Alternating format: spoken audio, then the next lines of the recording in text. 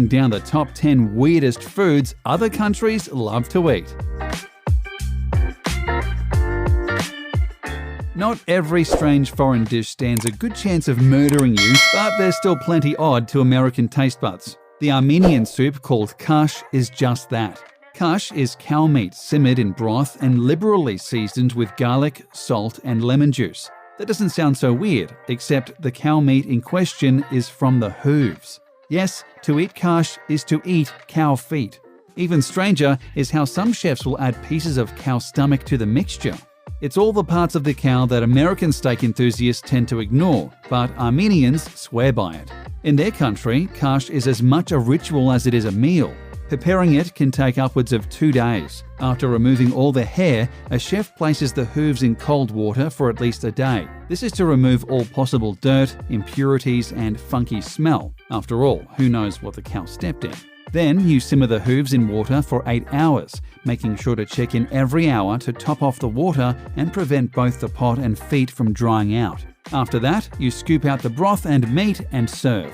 All the seasonings come later, added according to the diner's personal tastes. Making this long ritual even crazier is that kash is typically meant to be enjoyed in the morning as a hangover cure after a night of craziness and partying. So, for a soup made of feet and stomach, chefs will often go without sleep to ensure it comes out perfectly. It kind of makes spending 10 minutes slaving over a hot George Foreman seem lame by comparison. Ever put food in the fridge and forgotten about it only to find it months later when cleaning out the fridge? You wouldn't eat that, right? If it was halkudok, you would. Typically found in Greenland, halkudok isn't just any shark meat. Preparers usually use meat from the Greenland shark, which is highly poisonous due to all the uric acid and trimethylamine oxide.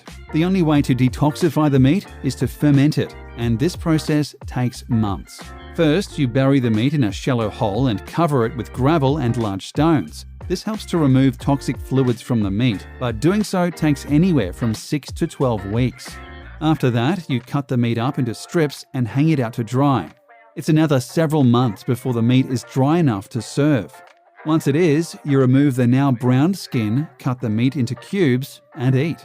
If you've never eaten halkudok before, know what you're getting into. Fermented shark meat still contains a tremendously high level of ammonia, so the second you sniff it, you will likely gag, cough, and possibly dry heave. Those who get past the stench, however, insist the taste is far milder and is actually quite pleasant. So hold your nose and give it a go.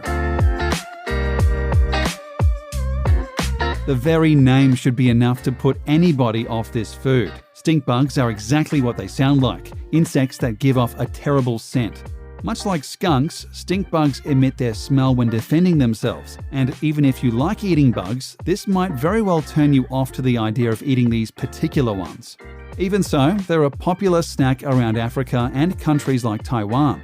They're apparently quite spicy, and people love to eat them both alone and mixed in with other foods. But worry not, for the spice doesn't come from the stink glands. When preparing the bugs for consumption, cooks do remove the glands.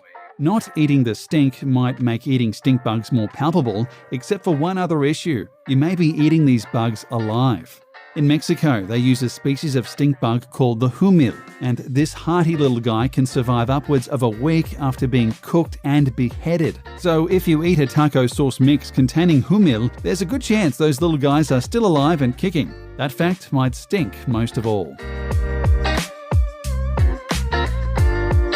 Chances are you've eaten clams. Perhaps you've eaten them raw, but have you ever eaten them so raw they're still bleeding? Probably not, and for good reason. Blood clams, usually found around the Indian Ocean, are a particular kind of clam called Tegellaka granosa, most notable for producing tons of hemoglobin. This is the chemical that gives blood its lovely red color, and blood clams being loaded with them means when you open one, that stuff will spill everywhere. While you could theoretically boil most of this liquid away, doing so means you're not enjoying blood clams the way they're meant to. To fans of the dish, the rawness and bloodiness is part of the appeal, so most chefs will boil them for 20 seconds maximum. This keeps all the hemoglobin and rawness of the meat perfectly intact. Fans swear by the tastiness of blood clams, but even they can't deny the inherent dangers of eating such a dish. Since there's no prep time aside from an ever so brief boiling, all sorts of viruses and bacteria a blood clam carries are still there. So feel free to eat this meal, but no, dessert may be a heaping helping of hepatitis, dysentery, or worse. If you want a truly sensational soup, head to the Vietnam-Cambodia area and give white ant egg soup a shot. If you don't want to eat hundreds of ants at various stages of development, however, then maybe stay away. True to its name, white ant egg soup is comprised of white ant eggs. If you eat it, fans say, the eggs pop open in your mouth and emit a sour flavour. So if Sour Patch Kids have lost their luster, try some ant eggs instead.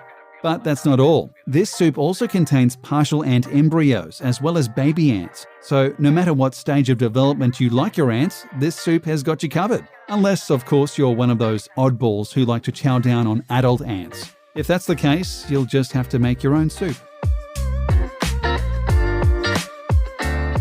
While this dish may sound like something a child may invent, or perhaps an ingredient in a witch's curse, in Japan, tuna eyeballs are a real delicacy.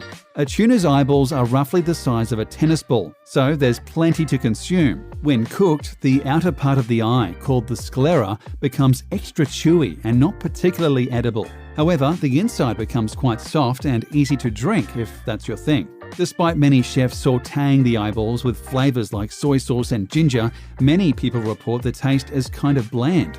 It sounds like the rest of tuna is far more flavorful. If you still wish to try some eyes next time you're in Japan, make absolutely sure they're cooked. Some may say you can eat the eyes raw, but doing so risks contracting all sorts of bacteria. As other foods on this list have already proven, bacteria isn't a fun part of any dining experience, so please cook your eyes before consuming them. In addition, should you try tuna eyeballs, be sure to ask for its accompanying shot called tuna's tears. It's a mixture of strong spirit soju and raw tuna fish lens, and it's likely to bring a tear to your eye as well. There's a chance you've eaten uni at your favorite sushi restaurant, or at least seen it on the menu. But do you know what it is? If you answer, it's a sea urchin, you're only partially correct. Uni is a sea urchin, yes, but there's only one part of the urchin that's even remotely edible. It's gonads. So if you order uni, understand you're about to eat an urchin's raw testicles. Each urchin contains 5 gonads, but only a small amount of urchins sport the edible kind. So when you manage to eat uni, understand you're about to consume a rare delicacy. You'll just have to get past the psychological aspect of exactly what you're eating. It's actually an incredibly versatile food, and you can find it served as sushi, sashimi, atop of bed of pasta or rice, or steamed in an eggy broth called chawanmushi. Or if you're particularly adventurous, you can simply crack open a uni like a walnut, scoop out the innards, and eat away. That is, if you're okay with eating a living creature's reproductive organs while it slowly dies in front of you. Millions upon millions of people enjoy sushi and sashimi, but most would turn and run at the extreme version of that, a Japanese dish called odoridon, where you essentially eat an octopus alive. To prepare odoridon, a chef will take an octopus or squid and chop its head off. Then they'll immediately place the raw corpse upon a bed of noodles, rice, and salmon eggs. That's it. Then they bring the freshly dead octopus to your table and it's time to eat. As you might have guessed, a headless octopus isn't actually alive, but it might as well be, given how active its nervous system is. Pour soy sauce over the body and it will start to wriggle and shake. That's because the sodium in soy sauce activates the tentacle's neurons, which have not yet shut down, to come alive. These neurons stimulate nearby muscles and cause them to contract, which makes it seem like your food is dancing around. So why on earth would anybody want to eat such a thing, you ask? To many, the sensation of eating something that's squirming inside your mouth is worth the night out, despite how, if you're not careful, it could be your very last night ever. That's because the still wiggling and contracting tentacles might just latch itself onto your throat as you attempt to swallow them. Quick reminder, the suction cups on these tentacles are incredibly strong. If it does this, you're likely to choke to death. Best to stick to calamari, in our opinion. Eating roast duck is normal. Eating duck eggs is also normal. But balut, which is an egg with a duck embryo inside, is just plain bizarre. This off-putting Filipino dish is prepared by taking a duck egg and fertilizing it for several weeks. After about 3 weeks, the egg sports a well-formed fetus, complete with feathers, wings, and a beak. They then hard-boil the egg and serve it to the hungry party, who eats the entire embryo straight from the shell. While you may be cringing at the idea, rest assured that balut is not a dangerous food unless you choke on the beak or something. You're essentially eating a combination of duck and duck egg after all, and gaining all the calcium and protein from both. What's more, according to local Filipino belief, balut is a great libido-boosting aphrodisiac. That's something to consider for your next dinner date. If you want to try balut, you don't have to worry about shelling out tons of money at a fancy restaurant. This is no rare delicacy, but rather a normalized snack you can buy almost anywhere in the country. Expect to pay about $12 for a dozen balut or $1 each. That's cheaper than a McChicken and healthier to boot.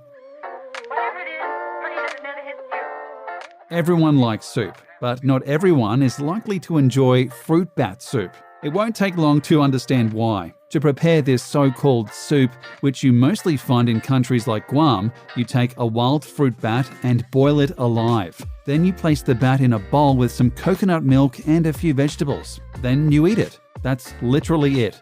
Did you notice the recipe doesn't include instructions like debone the bat or remove the bat's hair or behead the bat? That's because you don't do any of that. You eat the whole bat, wings, eyes, nose, brain, and anything else aside from the bones, and pluck the hair out of your teeth while doing so. Never mind that, when prepared this way, fruit bat soup sounds unbelievably bland. It's also unbelievably dangerous. Much like odoridon, the fruit bat ends up on your plate immediately after dying. Unlike odoridon, however, this was a wild bat that was only superficially cleaned prior to boiling. As such, it's still loaded with all the bacteria and parasites you may expect from a wild bat. Eat this dish and you're asking all sorts of deadly diseases you simply can't get from a nice bowl of alphabet soup.